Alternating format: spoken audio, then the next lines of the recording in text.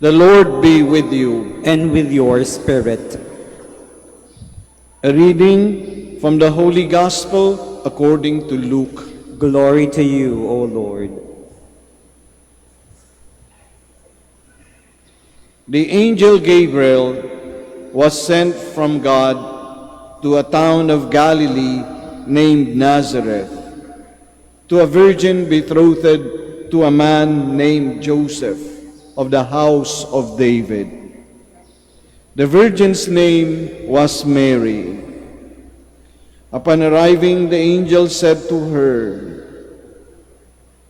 "Rejoice, O highly favored daughter, the Lord is with you. Blessed are you among women."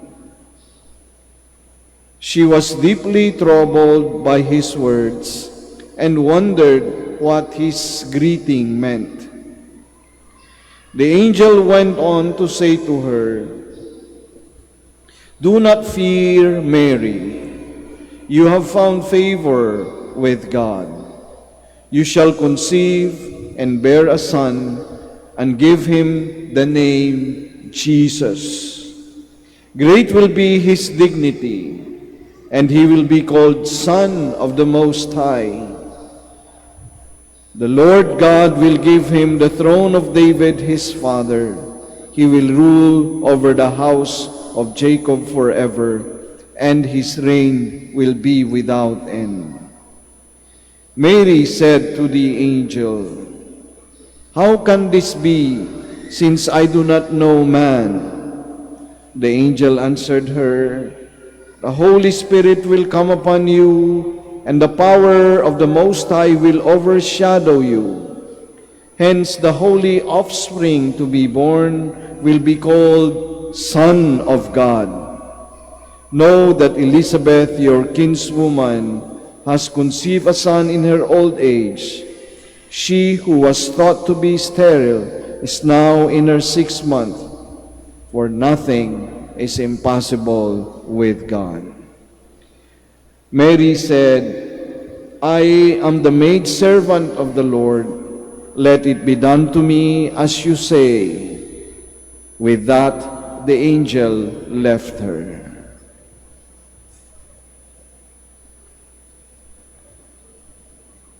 The Gospel of the Lord. Praise to you, Lord Jesus Christ.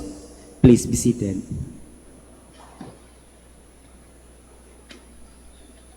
You shall conceive and bear a son, and give him the name Jesus. Great will be his dignity, and he will be called Son of the Most High. Maligayang bati mga kapatid sa kapiestahan ng ating mahal na Inang Birhen, Our Lady of the Rosary of Manaoag, dito sa kanyang minor basilica. Sa loob ng Easter season, kaya kapag nasabi nating Happy Fiesta dito sa Manaoag, ito po ay nasa loob lagi ng Easter season. At tatalakayin natin ng kontento kasi makahulugan. Maraming nagtatanong kung kailan ba yung piyesta ng Manaoag, Father? Ano po yan? Sa summer. Kailan po sa summer? Ngayon, 2024, April 17. April 17 pala yung piyesta ng Manaoag, kada April. Hindi po. Every third Wednesday of Easter. Patawarin ako ng Mama Mary kasi palagi kong sinasabi, ang piyesta ng Manaoag ay yung pangatlong Miyerkules pagkatapos ng Easter. Dapat pala mas makahulugan lagi pagkasasabing yung Miyerkules, pangatlong Miyerkules sa Easter. Third Wednesday, not after, but third Wednesday of Easter. Ibig sabihin, napakahalaga yung Easter, hindi lang after, kundi nasa loob ng Easter season ang kapiyastahan ng Birhen ng Manawag lagi. At bakit naman pangatlo pang Easter, pangatlong Miyerkules? Bakit nga ba pangatlong Miyerkules? Kasi po, yung Easter, yung last day ng March, maganda po yung Easter natin ngayon kasi last day ng March. Magbilang ka ng 7 days, 8 days po yun. Yun ang sinasabi nating octave of Easter. Yan po mga araw na yan ay napakataas kasi talagang napakalapit doon sa Easter Sunday. The 7 Sundays, 7 days after Easter. 7 plus 1, octavio, 8, octave of Easter.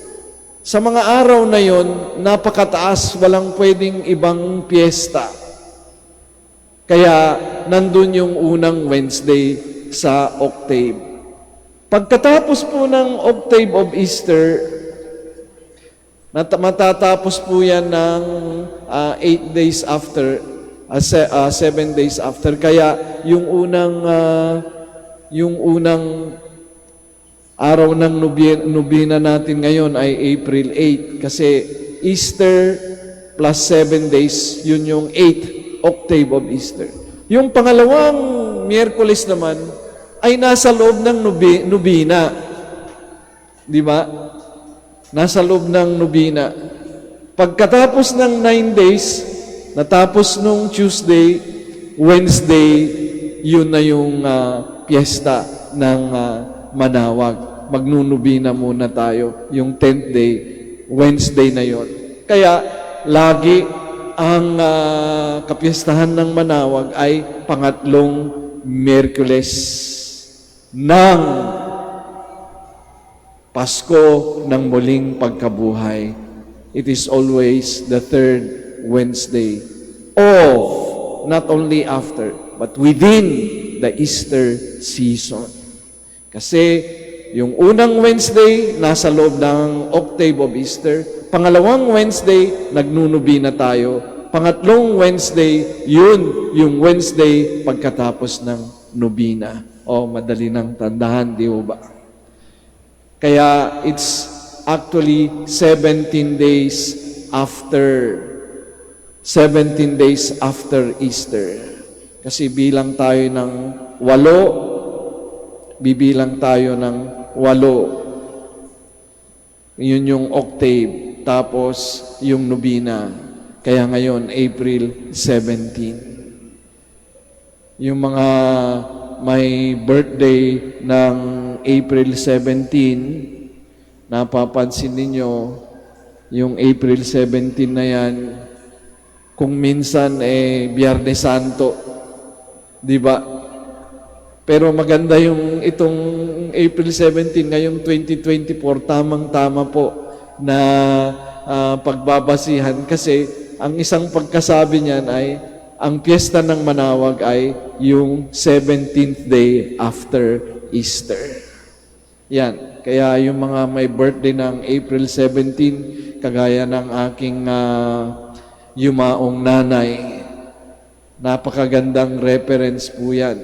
That is the 17th day after, within Easter, 17th day of Easter, piyesta ng Manawag. Kaya next year, huwag tatanungin kung kailan piyesta ng Manawag, octave muna, nobina, tapos yun na, yung Wednesday, ito na, piyesta ng Manawag. Napapansin ninyo mga kapatid, pagpasok nyo dito, mayroon po yung mural dito, itong painting po dito. Yan po ay nangyari, sabi nila, ng 2010. Ay ng 1610. Matagal na po. More than 400 years ago. Diyan po nagsimula ang kwento ng Manaoag. Ang pangalan po ng lugar na ito ay Santa Monica. Alam nyo, Katoliko na kasi yung mga Agustinians nandito, Santa Monica, nanay ni San Agustin. Yun yung binigay nilang pangalan dito. Nung nangyari po yan, kumalat. Isipin nyo na lang na 400 years ago, gubat pa itong Manaoag. Mangyari, ako po ay taga rito at senior citizen na maalala ko dito sa bayan, ang dami pang punong kahoy. Kahit sa bahay namin, ang dami pang punong kahoy. Go back 400 years, ibig sabihin, ang dami-dami pang punong kahoy. Talagang gubat pa, di ba?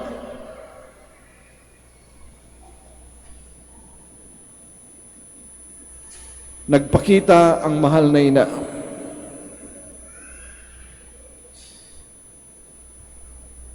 Nagmula noon, saan ka galing? Dahil nabalitaan, pumupunta tuloy dito yung mga tao. Saan ka galing? Ay, galing ako doon sa may birhen na tumatawag. Kasi yung kwento po niyan, yung isang lalaki, sabi nila magsasaka, bandang takip silim, mayroon siyang naririnig na tumatawag sa kanya. Sino bang tumatawag sa akin? Sabi niya gano'n. Hanggat nung nakita niya ang tumatawag pala ay ang mahal na inang Birhen. Yan po ang visualization, yun po ang pagpapakita ng kwento kung anong nangyari sa araw na yun. Kaya, nung nalaman po ng mga tao, saan ka pupunta? Doon sa Birhen na tumatawag. Saan ka nang galing? Doon sa Birhen na tumatawag. Parang nasapawan yung Santa Monica, hindi na nababanggit yung Santa Monica. Ay, galing kami doon sa Santa Monica. Hindi na. Ang nasasabi nila, ay, galing kami doon sa Birhen na tumatawag. At mukhang sa loob ng 50 years, mga kapatid, nasapawan yung Santa Monica. Naging ang tawag sa lugar na to ay kung saan yung Birhen na tumatawag. Ngayon, sa Pangasinan, sa salitang Pangasinan, hindi po Panggalatok, sabihin po ninyo Pangasinan. Sa salitang Pangasinan, Manaoag, to call, nasapawan yung Santa Monica dahil sa kwentong yan. Birhen na tumatawag. Alam nyo, sa 400 years na nakalipas na yan, maraming detalye na hindi na malaman. Sino ba yun? Anong pangalan ba ng taong yun? Ano bang edad niya? Anong oras ba nangyari? Yung mga detalyeng yon ay hindi na natin alam. Basta ang importante, nagpakita dito, ayon sa kwento, nagpakita ang mahal na ina at tinawag niya yung taong yon. Fast forward, 2024 na pang po ngayon mula 1610. Ano ang tawag? Bakit tayo tinatawag ni Maria? Anong sinabi niya doon sa tao nung tinawag siya? Hindi rin natin alam. Pero kung titignan natin mga kapatid, ano kayang pinag-usapan nila? Ano kayang sinabi ni Maria doon sa taong yun? Kung ating pong pagmumuni-munihan, bakit sa 400 years na yon, within 50 years, yung Santa Monica naging Manawag, di ba? At nung nai-register na yung bagong pangalan yan, noon pa. So, 400 years na rin yun. Manawag na. At ngayon, mga kapatid, paano naging ang piyesta niya ay nasa loob ng Easter? Pagka sinabi nating Easter, muling pagkabuhay, buhay na buhay si Kristo. Pagka pinagdiriwang natin ang piyesta ni Maria sa loob ng Easter, ang pinag-uusapan, ang usapin, kagaya ng dalawang disipulo galing sa Emmaus, the two disciples on the patungong Emmaus, two disciples on the way to Emmaus, ang pinag-uusapan nila ay kung sino yung pinatay at muling nabuhay na si Jesus. Kaya kung tatanungin natin, ano ang mensahe ng tawag ni Maria, pwede nating sabihin tungkol sa buhay, usaping buhay. Muling nabuhay si Jesus. Kaya hindi tayo patay sa kasalanan, buhay na buhay tayo. Nandito tayo, correct. Pagdadasal natin, Panginoon, sana mas maginhawa ang aming buhay. Tama po yan. Bakit hindi? Sa tulong ng mahal na ina, sa kanyang dasal, magpipitish, magrurosaryo tayo dito, magsisimba tayo. Sige. Anong hinihingi natin? Sana mawala yung ating problemang ito. Tama po yan. Sana magbago ako o sana magbago itong taong ito. Panginoon, dito ako sa Manawag, nagdidibusyon kay Maria, sana magbagong ugali ng aking anak, ng aking asawa, o ang taong itong kamag-anak na ito, o ang taong itong nagpapahirap sa akin. Tama po yan. Panginoon, sana gumaling ako sa aking sakit, o sana makakaya ko. Tama po yan.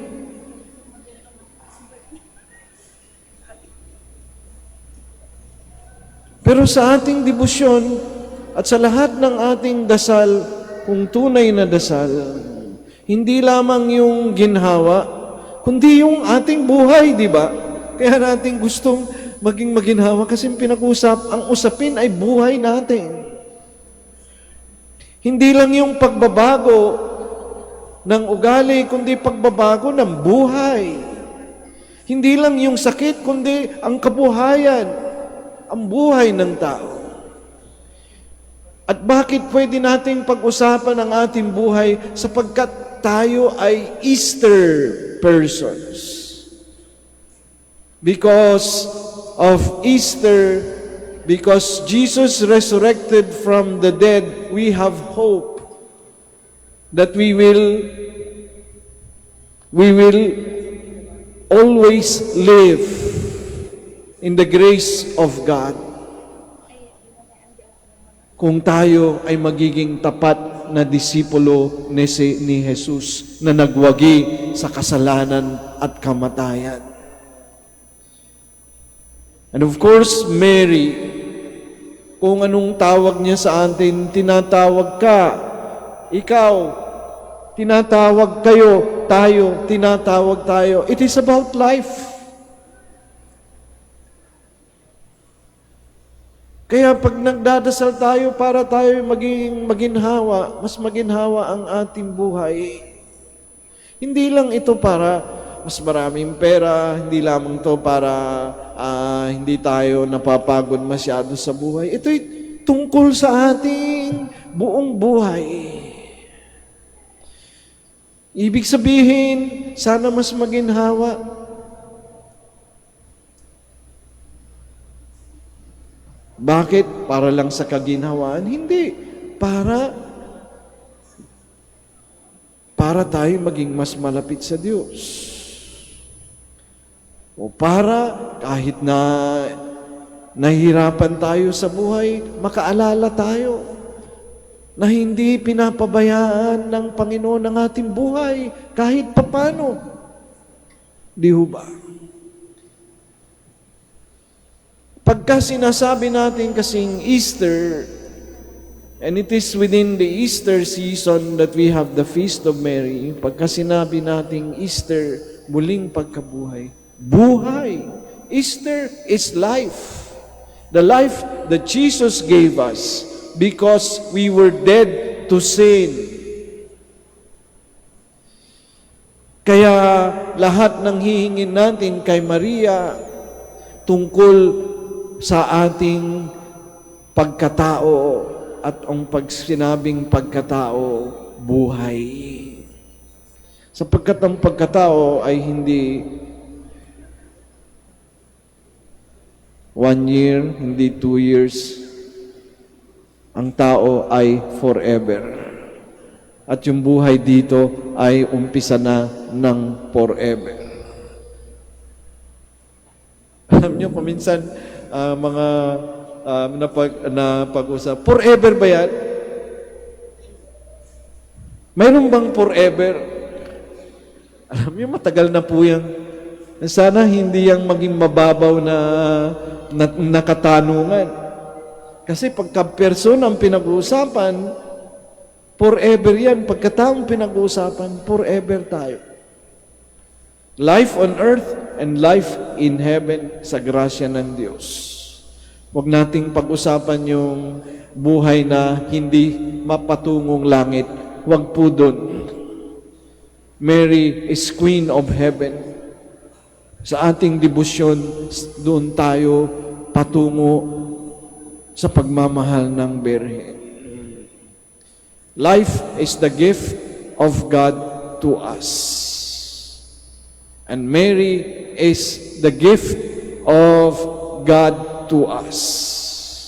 Hindi dahil kulang ang pagmamahal ni Jesus, hindi dahil kulang ang pagmamahal ng Diyos, kundi dahil umaapaw ang pagmamahal ni Jesus, ang kanyang nanay ay ating din nanay. Sa kanyang buhay, lahat inialay niya sa atin, pati sa kanyang ina, na kasama natin, pinapanalangin tayo ang ating mahal na Inang Birhen. Nang sa ganon, ang ating buhay ay magiging sang-ayon, sasabay, sasama, matutupad doon sa muling pagkabuhay ng ating Panginoong Jesucristo. Still within this season, Happy Easter still, and happy feast day of Our Lady of the Rosary of Manaoag, our Mother.